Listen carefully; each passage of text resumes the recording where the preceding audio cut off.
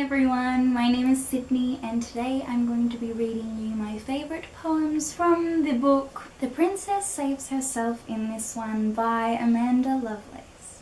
So personally, for me this book wasn't the best poetry book I've read. I actually rated it 3 out of 5 stars just because I found a lot of poems quite simplistic. And to be kind of brutally honest, some poems felt as if they were written by a child. I just kind of wish she went into more depth with her poetry. But that being said, there were some poems in here which I absolutely loved. And there was a particular chapter called The Damsel which made me cry because it just made me relate to something personal going on in my life in this moment in time. And yeah, if you want to read this poetry book, I do recommend that you do though, because you probably will enjoy it a lot and there will be a lot of little things that you probably will be able to connect with much more than maybe I possibly did. So just to let you know, this book does involve some serious topics such as suicide, eating disorders, cancer. So if you're not interested in going to any of those kind of things, then maybe this poetry book isn't for you, as it's quite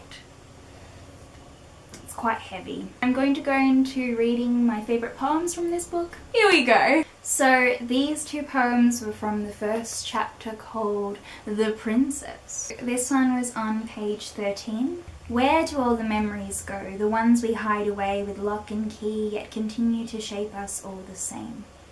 Did it really happen if I can't remember it?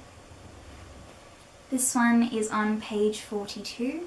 The princess locked herself away in the highest tower, hoping a knight in shining armour would come to her rescue. I didn't realise I could be my own knight.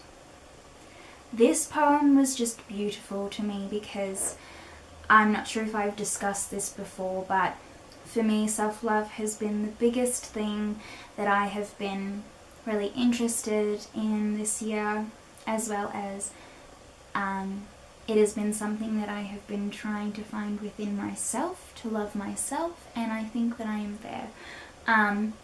So reading this little poem was actually really beautiful because it made me really think towards myself, and I can't believe that it's taken me 20 years to really discover that loving yourself is the key to so many things in life. It is the key to being successful. It is the key to allowing others to love you just the same. When it comes down to it, you have to be the first person to do that.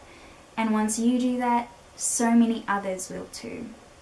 So I just love that. The next chapter is called The Damsel. I briefly discussed this in the introduction to this video.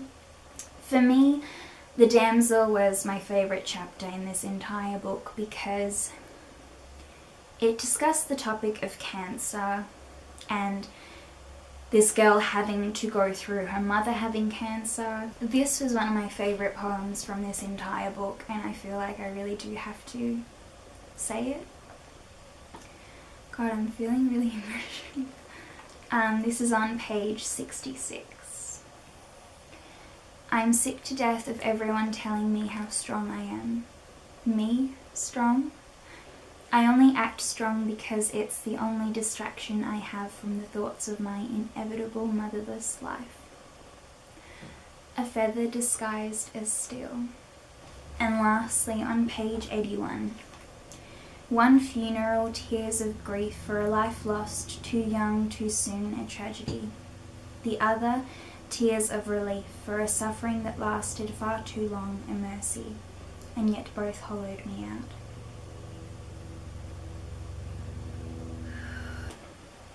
And the next chapter is called The Queen, on page 105.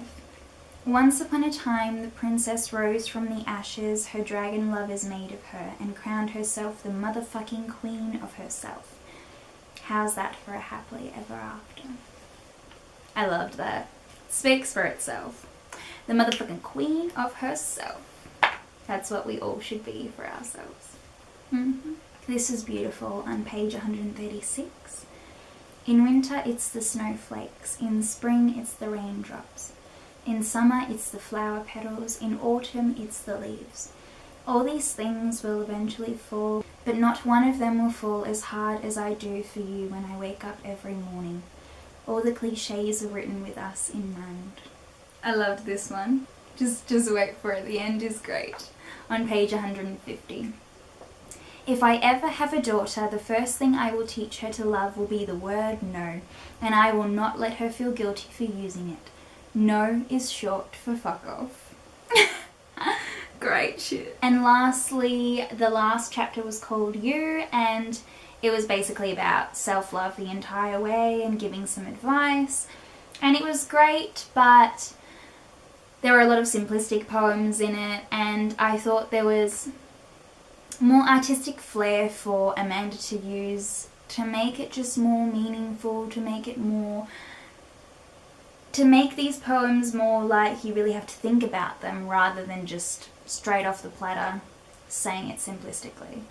This was beautiful. On page 177, I think if there's going to be a poem that anyone or everyone would read from this book, it would have to be this one. 1. You will come across people who simply cannot wait to watch you fail. 2. There will be many times in which you will fail, miserably. 3. But your failures are just what happened. They don't have to be who you are. 4. All you can do is take those mistakes and use them as fertilizer to help you grow. 5. You have to keep moving forward no matter what their voices say. This life is still worth living. When you feel like shit, this poem is the one to go to. And this is right after it on page 178. This was just stunning, and how it has been written is like a staircase going down that way. The leaves are going to change. The leaves are going to spiral to the ground. The leaves are going to return better than ever before. And darling, so are you. So are you.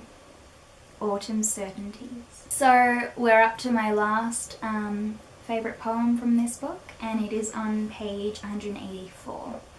The only thing required to be a woman is to identify as one. Period. End of story. And that's... Sorry, I scared my dog. He's sitting here and he was like... But anyway, so... yeah, I hope you enjoyed this video. I hope you enjoyed some of those poems. And yeah, I hope you guys have a great day.